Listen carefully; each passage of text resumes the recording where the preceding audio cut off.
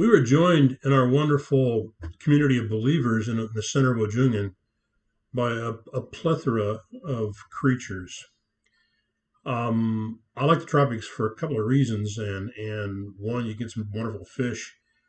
Secondly, the fruit. We had mango and papaya and pomelo, and that was great. So that part of what happens in the jungle, grows in the jungle, is cool.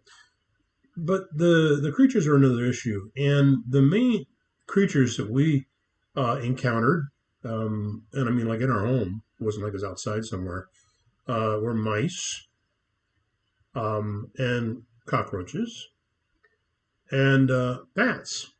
Now we only ever had one bat, but that was enough, I reckon. In any event, we soon discovered that we fought them. I mean, we tried to push back outside the parameters of our house, but you kind of got the feeling that we were the only ones doing that. So it's like they were coming in from all sides, from all over the place. Because the longer you live there, I think the more you understand that you just can't do that. They're there, and you just do your best to avoid them and that kind of thing. So anyway, we had cockroaches that came nightly into our kitchen. You come downstairs and put the lantern on, and you just a couple of dozen of these things scatter. Seriously, so that was something to get used to, and but they basically weren't like crawling over the walls or anything. They just were there, and mostly out at night, and so Connie kept the place really clean and kept and everything, and so during the day, you just hardly ever saw a cockroach, if ever. On the other hand, mice were they just didn't care what time of day it was. They were around. One night we were in bed, and Connie goes, she woke up. She says, Jim, there's somebody in the bathroom, and the upstairs bathroom didn't work. And I said, well, why would anybody be in our bathroom? Because the girls know it doesn't work. She said, Jim, there's noise. I hear it. So I went in there. By the way, she wasn't really panicking like that. I'm just saying it wrong. She just told me. In any event, I went in there and there was this mouse that got into the bathtub and couldn't get out. I don't know where it came from, but I can tell you where it went. The toilet did work, and I flushed it down the toilet. Now, the very next night, she wakes up and says, Jim, there's something in the bathroom. Somebody's in the bathroom again. And I went in there, and there was a second mouse. Its evil twin, no doubt. And so I did the same thing. I dispatched it down the toilet. Now, our neighbors, who they're just used to letting mice go, and just don't worry about it. They laughed at me for doing that. We found one day there was these little baby mice in a little place where they had kind of had sponges like in the cat in the drawers in the kitchen.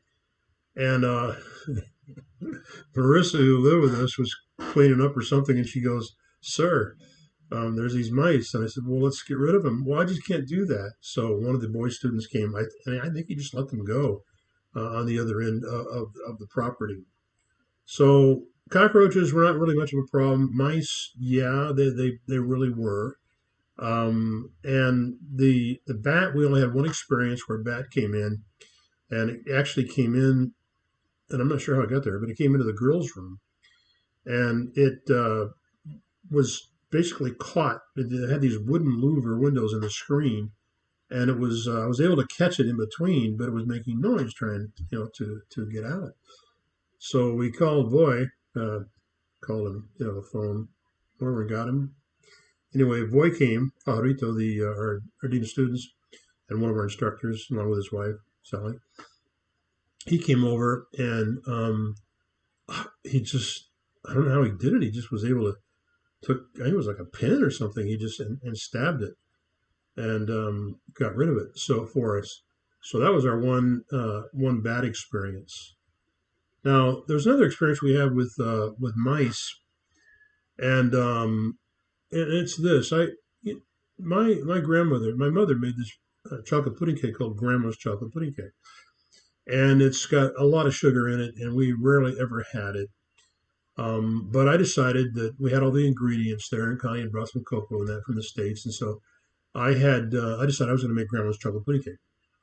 And there's two bowls. You have two bowls. One is your cake mix, and the other is your liquid, the sauce. And so you make them up, and then you put the bread, the cake mix, in the bottom of your like 9 by 9, 8 by 8 pan, like a brownie sized pan, and then you pour the liquid on top, and then you put it in the oven, and as it bakes, the cake rises, and the liquid, the sauce, kind of goes down into it, and then there's about I don't know, a quarter of an inch or more, 3/8 of an inch that's on the bottom, as well as the cake's very moist from that as it went through.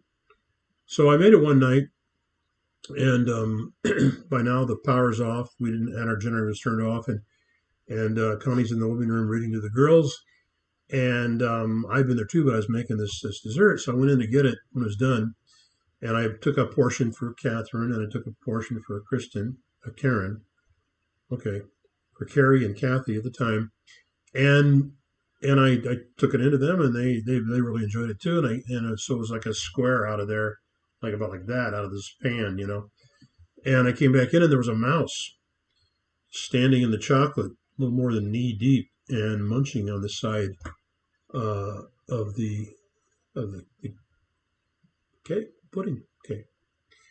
And I said, no way. And I went for it, and it jumped and it just had, there were tracks, a couple tracks of chocolate. He went down inside the stove. I thought, I'm going to burn him up. And well, he got out the back. I never saw him after that. In any event, what to do? So I decided, well, shoot, I just made my portion, got mine, got Connie's, and didn't say anything to anybody, and just we ate it all, and then later I told her. By the way, the leftover we put in the refrigerator, and this stuff is great warm or hot. It's also great cold. You don't have to heat it back up again unless you want to. So we had almost half of it for the next day to eat cold. And so I told her, and she goes, "What?" And I said, "What are you gonna do with the rest?" I said, "Well, I'm gonna eat it tomorrow," and we did. And I'm not sure actually if we ever told the girls. I'm gonna have to ask them if we ever told uh, Karen and Catherine if I'd done that. But anyway, we were just sort of sharing the planet, our little microcosm there, and we survived, all four of us. So, you know, share the planet when you have to. All right. So those are the creatures, the little critters that we had to share life with. The mosquitoes, of course, were terrible. Spiders didn't really bother us around where we live for some reason. But there you are. When you're in the jungle, that's what you deal with, and you learn how to do it. All right. Word of the wise.